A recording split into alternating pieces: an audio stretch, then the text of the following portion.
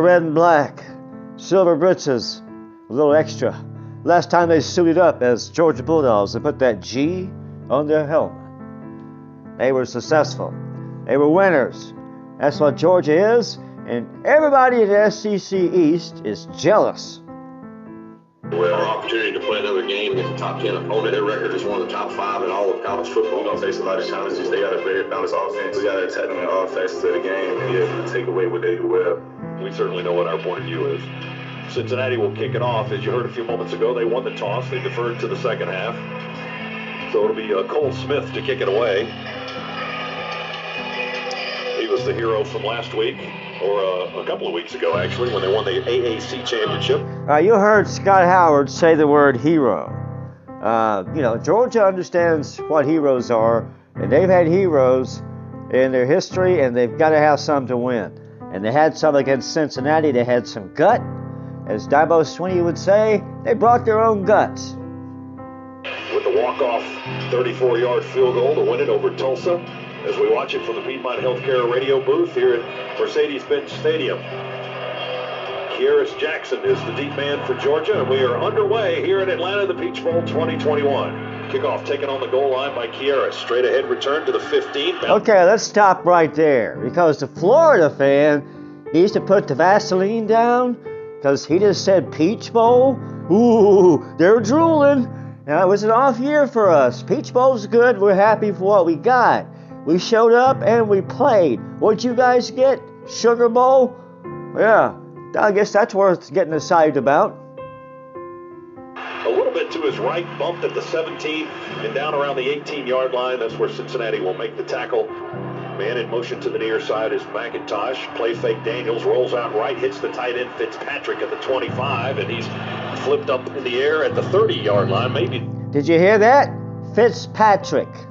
Guess what? We'll still have this guy. Florida. Think you still got yours coming back too, right? No, you replaced him and he left. What are you going to do in tight end? You don't have a quarterback that can throw the ball anymore, and you don't have any good tight ends, but you got good enough for what you're going to do. By Derek Forrest. Put their linebackers right now. Kenny McIntosh in the backfield, a fake toss to the left, go around and throw it to the big tight end to the right, and that's Washington being undercut at the 32 for the Bearcats, but they only bring 4. Daniels deep ball down the middle to the tight end, overthrown. A little contact at the Cincinnati 45, trying to get it to John Fitzpatrick. Georgia showing blitz. We bring some pressure. Ritter rolls out to his left. Now he's going to tuck it and run, and not sure if he got to the first down or not. He did not, according to the spot. Florida fan, did you see that? That's called defense. You heard the man. He didn't get the first down. See, that's what it's all about. Scoring, and don't let the other guy score. You get more points, you win. Florida, you did pretty good. You won 8 times. Back in there with him is Kendall Milton. And Milton will receive the pass in the right flat. And there he goes up the sideline across the 20, the 25, the 30. And it's good to have Kendall Milton back in the lineup up to the 32-yard line. Daniels in the shotgun, takes the snap. McIntosh gets the handoff now. Kenny Mack across the 35 and hit at the 37 and falls to the turf there. Now you see, this game here, Kirby Smart still ain't sure what to do, because Georgia played a really good football team against Cincinnati. And that's really all we have to go on. We're worried about what this team's going to do against Clemson. I can't even say it without spitting. You got the Cincinnati game to look at. That was a good football game. It was a blessing to have a challenging team like that, because that was a good football team. Georgia beat a good football team. There's been teams that played national championship games they weren't as good as what they brought to the field that day, and just in terms of what they brought to the field. Now, Florida, Oklahoma. Cincinnati could have beaten Oklahoma. Here Daniels stands in the pocket, throws. It's off the hands of Pickens. Short pass at the 40. They're all in red, black helmets, moving to our right. Ritter with a play fake, then he fakes the pass and gets rid of the defender. Adam Anderson chased the pass fake, and Ritter kept the ball and went the other way. The Georgia 45. He'll throw from the logo, across the middle, hits his target, tumbling to the turf is Young, Michael Young. Defensive look at it. Ritter will hand it off, and we will eat him up at the 30-yard line. Jerome Ford Redshirt. You see that? I just showed you some examples from the last Georgia game there, where Georgia has some strengths that they're going to bring back. And also, since I've been on the YouTube arguments with a lot of Florida fans lately, I'm just going to continue that. It's kind of like an ongoing thing. Florida fans is like gnats. I mean, you try to have a conversation on the watermelon, and the gnats come. But you got to shoo them away. You don't like doing it, but you'd rather do that than have a gnat eat your watermelon. Anyway, so the Florida fans have to be put in their place because they're not going to stop talking about they beat us this past year until they play us again, even though they haven't exactly had a lot of success before beating us. You see, when we beat them the many times in the past consecutively, we didn't brag about it because it was just a football game. We expect to beat Florida. Florida expects to lose to Georgia, and when it didn't happen, they shit their pants. Anyway, they'll be doing it all off season. You just have to ignore it. It really means nothing. Transfer from Alabama. They snap it to Ritter in the shotgun. He'll hand it off to Ford. Sweeps around to the left, and we beat him at the 30 at the sideline. Knock him into the Bearcat bench. Christopher.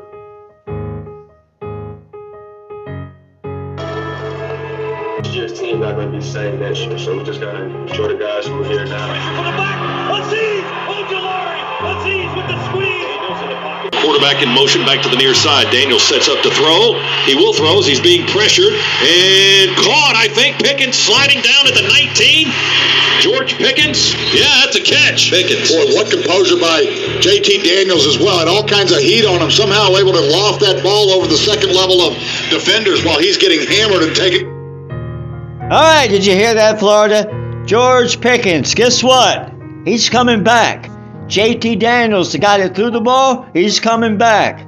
They did a lot of that against Cincinnati, a very good football team. And guess what? They're going to do it to a lot of good football teams every down next year. And that is going to happen. Florida, you better brag while you can, because everything Georgia got to keep, you lost most of. But at least you got Dan Mullen and Todd Grantham. I mean, you got the two leaders. That's really all it takes, I guess. Now, 19 yards on the gain for Georgia as the Dogs jump into the Massey-Ferguson red zone again, inside the Cincinnati 20. Daniels to throw, spins away from one man, ducks under another. Boy, he's just being pursued all over the place. Then he's hit at the 23. The ball comes out. There's a pile. Georgia get it back. Daniels didn't get it back. Cincinnati did. Dogs have thrown an interception and fumbled. And Ritter now will stand back in the pocket, pump fake, and the pocket collapses on him, and we'll sack him back at the 16. You see that? That's called guts. Georgia just messed up, threw a pick, turned the ball over, give it back to the tough opponent, and they're still not in good shape in this ball game, and they come back and they attack. Team running back out of the backfield to the near side. Ritter in trouble, went down to a knee, and then we hit him. Anderson and Smith with the sack. He may have sacked the quarterback. See, that's what you're going to have to do. That's what Georgia's going to do. How much pressure Florida's going to get with their amateur defense and Todd Grantham, who knows? So you don't have to do a blitz to get a sack. You just get it. Down anyway before we even got to him. I don't know if his knee touched back.